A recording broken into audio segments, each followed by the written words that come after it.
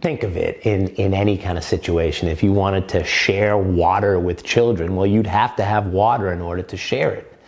And when we're talking about social and emotional wellness, a lot of times we have to make sure that we have prioritized our own social and emotional wellness so we show up positive. Now, oftentimes caregivers, especially in a refugee camp where the situations are so tough, we see ourselves as rescuers and saviors.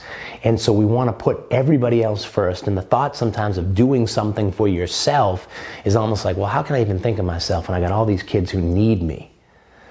But if we don't think about ourselves, we don't fill up our own cup, how do we share it with kids?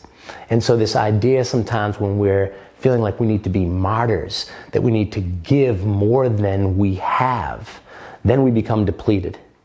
And usually we're not at our best selves when we're depleted. I mean, anyone, I'm a dad. I'm sure there's dads who are out there and moms that are out there. When you are parenting your child and you are in a place where you feel strong, rested, joyful, hopeful, your parenting changes. Happy parents often help to produce happy kids. But if I'm feeling overtired, frustrated, overwhelmed, angry, that comes into my parenting. So a big priority for a playmaker is to have what we call a playmaker practice. And you ask yourself that's not 4 questions, that's 3 questions. You ask yourself 4 questions. One of those things is, what am I as the playmaker going to do to bring more joy into my life so I can share that joy with kids? Who am I as the playmaker going to play with and connect with so that I can share that sense of connection with kids?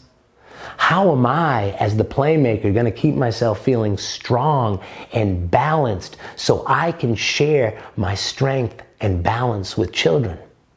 And how am I as the playmaker going to help myself to feel engaged, inspired, and creative so that I can share my inspiration and creativity and engagement with kids? It's not selfish.